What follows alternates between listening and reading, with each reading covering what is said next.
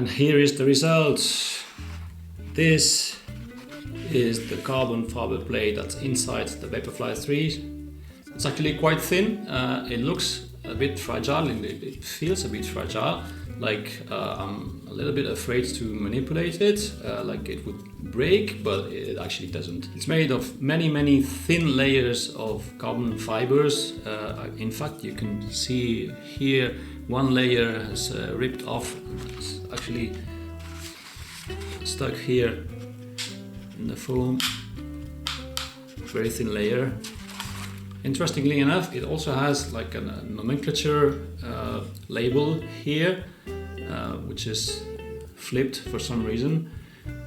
That includes the date, which I guess is the fabrication date, in this case 2022 in September, and a number which I presume is the size. It says 11, so I guess this is UK 11 because it matches my EU 46 size. So there are different sizes of carbon plates. That's interesting because I bought the shoes in Spain. But anyway, the plate has a scoop shape, or rather spoon I would say, or simply said an S shape. It's full length, the full length of the shoe, so it reaches the heel up to here, pretty much the full length. Well, it's short of a couple of centimeters, but that's in this tail here. It's broad in the forefoot, full width in fact, and rather narrow from the half of the foot backwards, but we'll discuss that in the next video, so make sure to subscribe. The plate is flat in the longitudinal plane, so it's not curved like that, or it's not bending. As you can see, it's quite flat.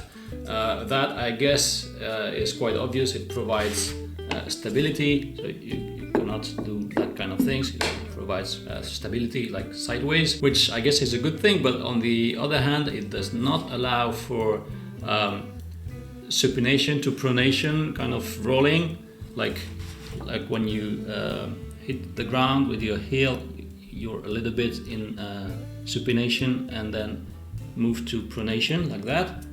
So it does not really allow for something like that. Like for instance, the rods that are in the Adidas Pro 3 and 4, because they are separate rods, they act separately like fingers, and they allow for that kind of sideways movements.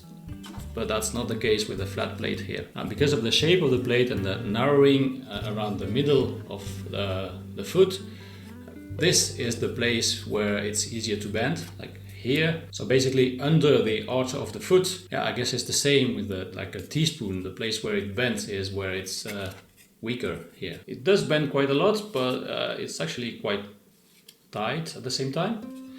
Quick word on the foam.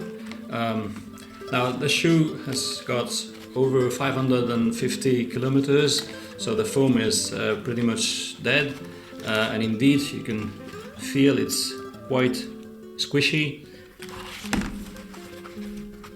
but it's not really responsive. I mean, it doesn't feel like it's returning energy, like bouncing back or returning to its original form after accepting deformation. In fact, it feels very much like the foam of my flip-flops.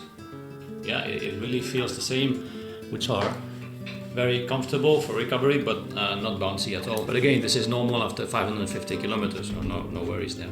So at this point, I don't want to say much more about the plate because I'm preparing for next week a fully blown video about this and other carbon plates and how they work and what they can do for you in conjunction with the foam and the rocker, the shoe geometry, and of course your running technique. So again, don't forget to subscribe, and in the meantime you may want to watch this video about gear for running in the heat. See you next week.